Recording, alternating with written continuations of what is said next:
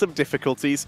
The One, though, they are going to look to try and match the Air Force style of their own logo and try and take down Sunny Lion and join the apparently, in our analogy, military-style ranks at the top of the table.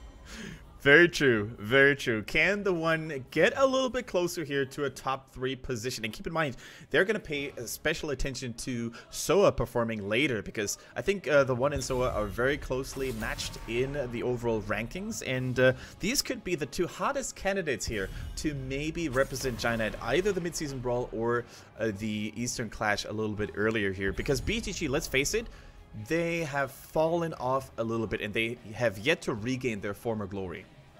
Very true indeed. So, let's see what we see from Sunny Lion. With Hanzo left available, here's the question of whether these teams have put a huge amount of priority on Hanzo. We know the One has, with Meng especially. Yeah. Do Sunny Lion like the hero? Looks like Meng's our Shimada specialist. He plays a lot of Genji, and he plays a lot of Hanzo as well. When he's allowed to, because they do get banned a lot.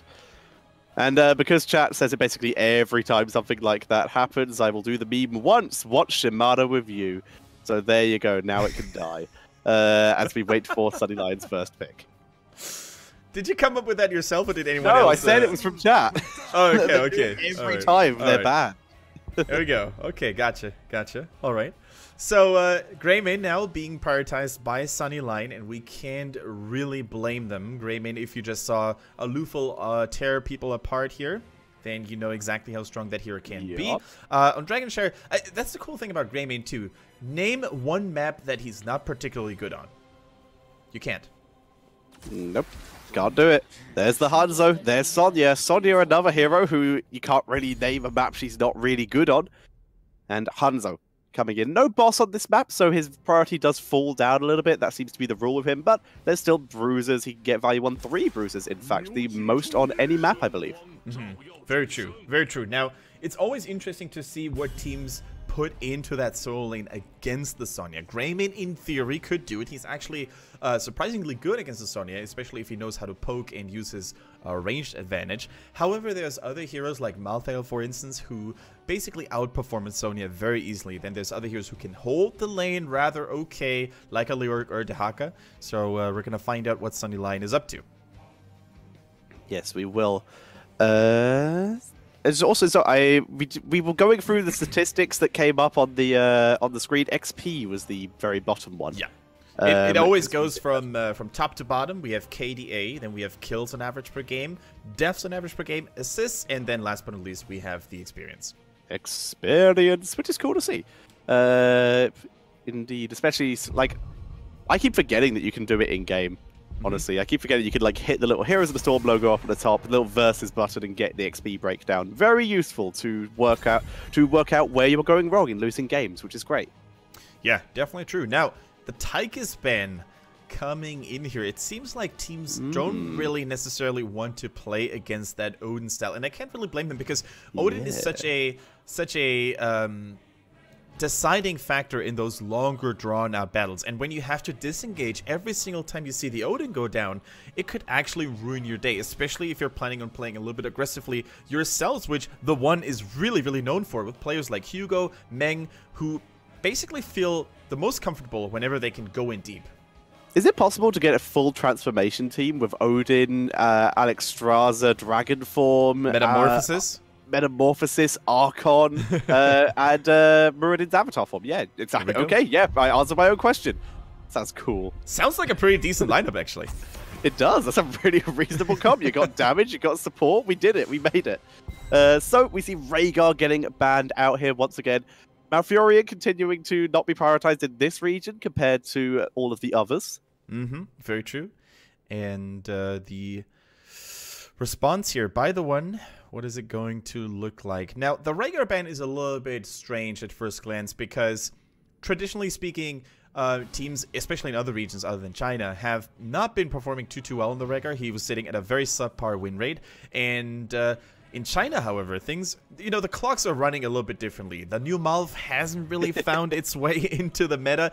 The one time he did get picked on stream, it didn't do well at all. Yeah, and he got like one really good cleanse, and that was the highlight. And that was about it, exactly. And then there's supports like Stukov who seem to be doing really well every time they get picked, but for some reason teams are like, you know what, let's not pick him. Yeah, they love their Uther. Uther is the Bay of China at this point, with Lucio also sitting up there. Tyrael makes it in along with the Falstad as the final 2 picks for Sunny Lion. Very melee-heavy team, with Falstad going to be dancing around the fight, doing the damage output that he can do. We just saw Hehe, by the way, the main tank player for TheOne, and his pick is still left for the grabs, up for the grabs. What is he going to go for? I mean, there's still a couple of solid options. Muradin, for example. Nubrek, Arthas. I think Arthas in general could be really strong against the Greymane, ETC, Tyrael, triple frontline, if you will. I'd be concerned about the ability of Arthas to survive a sank in general, especially if there's a cursed bullet involved. But overall, the only one I'd maybe accent, please. The only one I'd maybe prefer would be Muradin. Yeah, Muradin is probably the most versatile of the warriors here, and especially in Dragonshire, we see a couple of deadly rotations to come in from that Muradin when he leaps over a wall to really initiate a deadly gank from the side. But they go for Arthas, probably a little bit more teamfight oriented, especially as we said against Uther, ETC, and Tyrael, and the Greymane and Worgen form, who could all get trapped by that Frozen Tempest.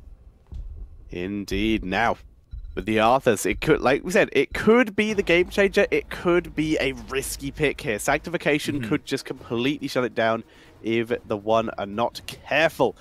Sunny Lion, they've been working their way up the table. Sneaky wins of 1-1 versus Time Flow earlier today, which some people might not have expected, seeing their previous results from the two. Yeah, the rookies sharing points, basically, both Time Flow and Sunny Lions walking away with 1 point, respectively. It's going to help Time Flow a little bit more, I think, because they are still in the solid middle field of the table, and if they win against Soa later on in the next game, then they could really make a strong claim for, the upper echelons of HGC China. Completely agree. That is an opportunity that they have before them, as we are preparing to enter into Dragonshire.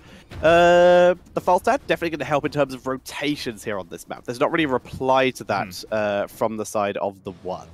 Yeah, the global impact of Falstad could actually be what makes all the difference on Dragonshire sometimes, especially when the enemy team doesn't have any other globals to respond with. So no Dehaka, no Brightwing, no ETC Stage Dive coming in here. So let's see what TheOne is going to bring to the table. We're going to introduce them to you guys very, very quickly here. In the blue trunks, we have TheOne with Hugo. On the Sonya, Lucky plays Hanzo. It is Meng on that Jaina. After all, Zaro, the newcomer, on Lucio, and Hehe plays the Arthas. Whereas on the right-hand side, our newcomers, it is Sunny Lion, with Pao playing on the Uther, Jada playing the Falstad, Phoebe D playing the Greymane, C on ETC, and Eustia is playing that Tyrael. Yeah, and Eustia, formerly known as Neptune, is a player that I want you guys to pay a lot of focus and attention on, because he showed us some stellar Dehaka performance yesterday. However, Dehaka is not really here this time, so we're gonna see how well he can do on that Tyrael. Once again, it is the newly reworked Tyrael for all of you guys who just tuned in, and already we can see Just For All coming back once more, providing thick shields to everybody around Tyrael, and thus offering a lot of additional protection. Yes, it will. That's going to be really helpful in those big team fights, especially with so many melee heroes team. Hanzo going for that redemption style here, already with a single stack, so he's going to try and trade Falstad. Now, we've seen this exact matchup before in this bottom lane on this map, and we know that Hanzo will win if there is not a lot of assistance given to Falstad, due to the fact that the second Falstad steps on the point, Hanzo just destroys him with the exceedingly high poke. What's good about Hanzo in that solo lane as well is that he doesn't necessarily need vision to deliver the damage, because one scattering arrow in that choke point near the shrines could actually deal an astounding amount of damage as well. But so far, Phoebe on that Jaina, excuse me, on that Falstad is doing a wonderful job at pressuring the Japanese archer back and maintaining good shape there. This is the first time we are in a game where Jaina is playing and he's not playing the Jaina. So prepare for maximum confusion, everyone, when we say Jaina makes a play. So enjoy that as ETC gets rooted and he's able to pull back to escape, but he does take a little bit of extra damage from Hans. That he does, but so much attention was being put on the ETC that both shrines are now under control for Sunny Lion temporarily, but Lucky, of course, on that Hanzo. He's going to take good care of the turn-in point, and especially the vision granted by his E is going to be very, very useful when it comes to predicting where the enemies might try to go and when they might try to put it in. Meng rotating up to the top lane. C is here for his team as well. 3 versus 4. Lucio on the way to making a 4 versus 4, but the earlier mercenary camp from Sunny Lion getting significantly more value as they were able to take a 4. Good route by Arthurs though, trying to focus on to Phoebe D, but not enough with that shield from the Tyrael. Yeah, and the shields from Righteousness here on Yusia are so useful, especially when it comes to buying a little bit of time and buying a little bit of extra protection from those Jaina, AoE damage spells. There you go, that's how you fix Raider, just combined him with Jaina, make a superhero. As we do see, he holding the line for the moment, protecting that second tower, and that was definitely a big possibility of falling due to the amount of pressure Sunny Lion were putting on, but solid defense coming in from the One. Hanzo, by the way, that explosive arrow. Uh-oh, there's a standoff, it's a duel. Oh my goodness, Lucky!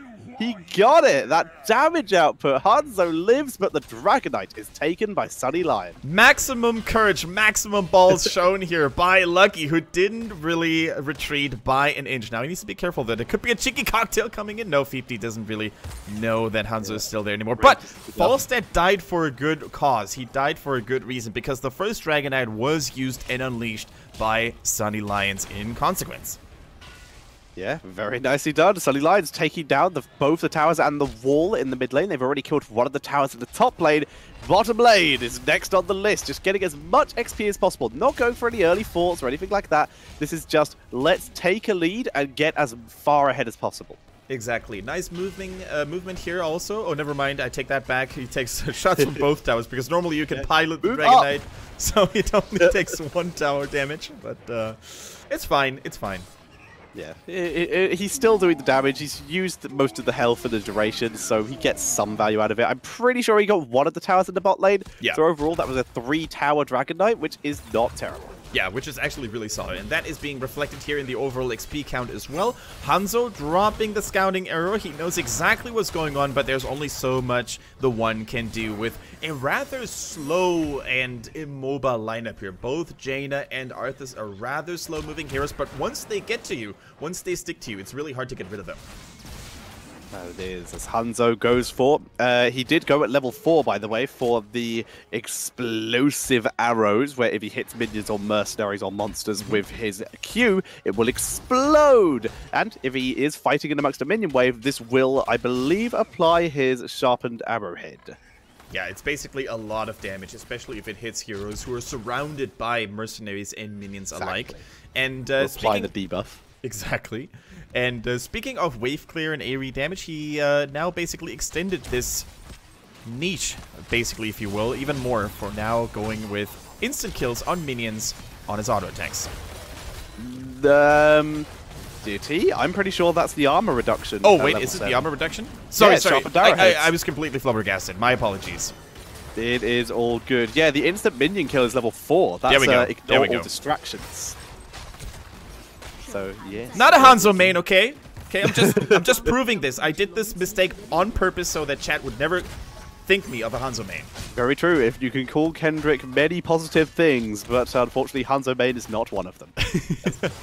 There we go. That's how you make the chat rage. As we see Arthur's getting engaged upon here, trying to survive. Beautiful route, but Lucio was not able to provide enough healing to get him out, and there was too many body blocks. Yeah, there were a couple of cool moves here by Arthas here. He actually almost survived by using the Aspon Fortitude in time and landing a beautiful Howling Blast on multiple enemy heroes, but in the end, it just wasn't enough. However, you know, him dying there didn't really do too much because they were still soaking elsewhere. However, level 10 still coming a little bit early, and the Sunny Lions, they're putting on a show. Never mind Zato buying a couple more seconds, but it's not going to matter because neither Sonya nor Hanzo in the side lanes could take back one of those shrines. That was actually a reckless maneuver by Lucio that was not necessary. If he had died there, that would have actually put the One further back.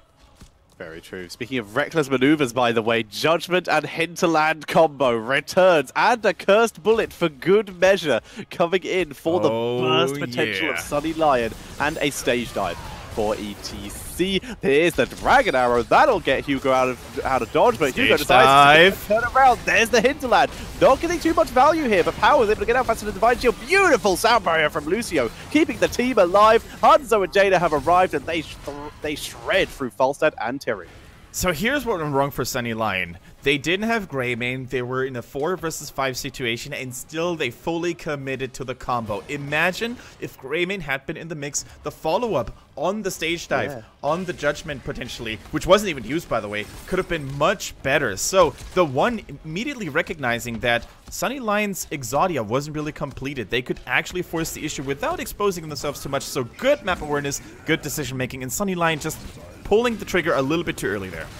Yeah. Oh! Lands in the root here. Power drops their healing. They're trying to turn it around. Hanzo gets deleted. Point blank judgment from Justia here as they push forward. It's a massacre by Sunny Lion. Much better. Now they have Greymane here. They are able to push their way through here. Eventually, there we go. Tyrael Teleport will do the job. And Hugo will be the only survivor. And the Lion roars in that team fight. Beautiful lockdowns left and right. And as you said, the point-blank judgment, not really getting a lot of value in terms of covering distance and closing the gap, but it got the job done, you know? It got the job done.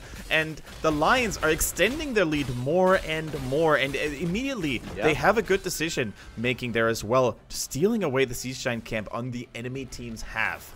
And even more positive for Sunny Lion here, they were able to kill Hanzo, removing some of those redemption stacks. And this is the reason we're seeing this. Anytime a hinterland seems to be picked, whether it's with Judgment or as we saw a couple days ago, Leap, it's against Hanzo, and it's simply done to just clear his stacks. Stop him stacking, you're able to keep alive. Yeah, and a job well done by Sunny Lion here right now. I really love that you brought up this point. Falstad plus Tyrael or the Sonya Leap, any form of hard CC, excuse me, followed up by the Hinterland Blast burst damage seems to be the golden recipe to really deal with Hanzo, who proves to be such a menace and such a hard to kill target for many other heroes. Yeah, it turns out the best way to kill a target like that is, turns out his health pool isn't that high. Just kill him. He does die like any other hero. He is not Genji. He does not have protected, by the way. Here's the judgment, Hinterland, and the sound barrier keeps him alive. Lucky, the long distance leap straight into Mount, and TheOne, they still lose Jada, but Hanzo keeps his stacks. But either way, the fact is Sunny Lion, they weren't able to execute the person they wanted to, and they still picked up a kill. Yeah. Very nice move. And what's also very beautiful about this playstyle is, look at the cooldowns on those heroic abilities. Both the Hinterland Blast and Judgment share the same cooldown, and then you have a Stage Dive on top of it, and you're gonna have low cooldown, high impact heroic abilities. Now, Holy Ground available for Tyrael as well, adding additional lockdown and zoning, immediately utilizing it to secure the Dragon Knight. Sunny Lion is playing this map like it's supposed to be played, and if they can keep up the momentum here, I can't see anything that TheOne can do to snatch away the victory from them. TheOne's hiding in their base at this point, just poking down the Dragon Knight. Lucky trying to gain some more redemption stacks. He must get maximum damage. I'm pretty sure he is actually complete by the speed he is attacking here. Nope, there it is. Cool. There we go. Problem solved. Yeah, and now from now on, whenever you're trying to defend your base and you see that Eldrin's might go down, sweat is starting to build on your forehead because you never know. Am I allowed to go in? Can I go in? Or is Tyrael gonna press Q again and lock me in? TheOne find Jada on Falstad here and are able to finish him off. Now they want more. They found the Greymane. The cleanse is good, but C was hit by that Dragon Arrow. Hiki trying to slow down the retreat here, but he's getting hit by too much crowd control, and the sound barrier kind of wasted here. Good disengage by Sunny Lion. And we see the power of the new Tyrael once more. Not just the Holy Grounds that were preventing Sonya and the remainders of TheOne from chasing the targets down from Sunny Lion, but also the Swift Retribution at level 7. Hands down, one of the best talents for Tyrael to pick here, because it provides so much additional movement speed to help people escape the slows of Jada and Arthas, most importantly. So we see Zado scouting around the area, staying in between these two, all his teammates here, as they were in bot lane and the top jungle, so we could dash to any of them as he was required, while Sunny Lion continued to abuse their heavy control over the map. Now, it looks like the One are stalling this mercenary camp out a little bit more. They want to wait until the top lane has been cleared, and maybe even until the shrines are going to go up. Nope, they take it now anyways.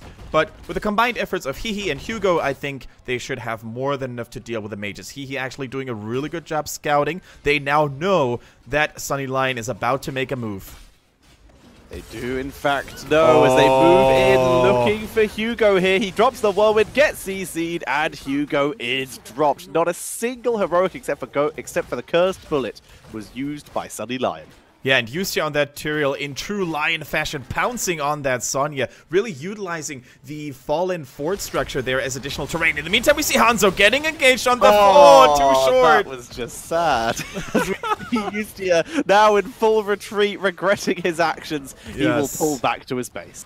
I mean, it is really hard to predict the range of Hinterland Blast because normally you always have it covered, but when you're trying to make those plays from downtown over a wall, then there's only so much we can blame Jaina for here. Maybe we're going to start seeing Thrall with the infinite range sundering to fix that particular problem that we see once in a blue moon.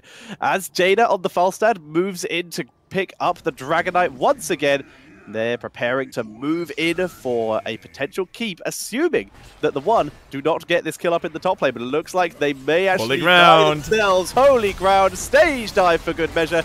Yusia, find a bit of more he can chew here. The Dragon Arrow comes in. Hugo gets shielded as they continue to push forward. Yusia is able to speed boost himself away, dropping the shield for the allies, gets rooted, and Arthas punishes the engage of Sunny Lion. However, Sunny Lion are putting on quite the show in the mid lane, picking up a keep.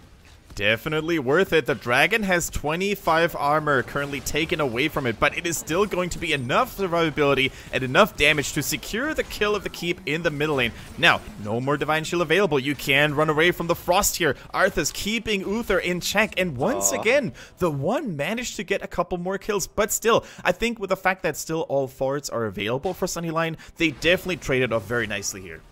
Yeah, and it's still basically a full level lead for Sunny Lion as well. Good cocktail. Feed B so tempted to move in and try and get a kill there, but does not want to take the risk as only 2 members of his team are alive. Yeah, that was huge actually. The Cursed Bullet, the cocktail, the false set damage, everything lined up very nicely to keep the One at bay and maybe even save the fort in the middle. That is huge. The One can't capitalize on that team fight. They just won. Yeah, they're doing so well here. Sunny Lion somehow managing to... I really don't know who's winning this game, honestly. Like, Sunny Lion are winning basically everything except fights. That seems to be how this is going at the moment. Definitely true. So, the One, they're in the driver's seat right now. They're gaining their momentum back, but all heroic abilities are going to be ready for Sunny Lion. 3 seconds left on the Divine Shield, and it really comes down to them executing their combo perfectly, because if it doesn't go down very well, and if they can't nail down someone like Arthas or, Hanzo or Jaina immediately, then slowly but surely the stronger sustained team fighting by the One is going to strike back. Lucky, by the way, with that, we see Caesar Marksman finishing the stacking. Very nice. That's going to give Falstad a huge damage boost here with that extra attack speed he can gain. Phoebe D does get rooted. They would have pulled back. But yeah, Hunter with the piercing arrows. They're giving him so much more wave clear here. Yeah, so much damage onto Arthas as well there with that Cursed Bullet. Hugo, in the meantime, stays untouched. And here comes the Dragon's Arrow. The Dragon's Arrow sees Yusia, who has to speed boost away. Divine Shield having to be used as well. Jaina pushing forward, and there's the route onto Jaina on the Falstad. As we see Meg on the Jaina, need to start specifying that, was able to retreat without too many difficulties. Yeah, keep in mind though that ETC did willingly not participate in that team fight. All he wanted to do was soak that level 20. Thanks to the global mobility he has, he could join his teammates at any given moment, but he's really just trying to get as much value as he possibly can. Phoebe D finding off here he comes. More he can chew, but here's the Sage Dive. Oh my! The Judgment Hinterland, this time executed to perfection, killing off the support, and they've even managed to find themselves a delicious Jaina that they're able to finish off. Wow, this was just picture perfect play by Sunny Lion. That's exactly how they wanted to do it. The Mystical Spear is probably not going to be enough. No, Tyrael gets the Dragon Knight. But the synchrony here, the synergy between ETC and Tyrael and Falstad was just a pleasure to behold. This heavy lockdown burst damage composition seems to be exactly what they needed to punish all those squishy low HP heroes like Hanzo and Jaina. And Sunny Lion with level 20 moving in to try and end the game. The Dragon Arrow not getting too much value. Falstad is taken down though. It's a full defense coming in here. Arthas getting good value, but the Dragon Knight stands tall. And that is going to be GG and the death metal for good measure as Sunny Lion take game number 1. I like how Tyrael wasn't even moving. He was literally right-clicking. Didn't move the Dragon Knight a single inch, but it was not needed after all because 2 heroes for the one were still coming out way too late, and they were clapping, they were applauding themselves, and rightfully so because Sunny Lion, they single-handedly crushed the momentum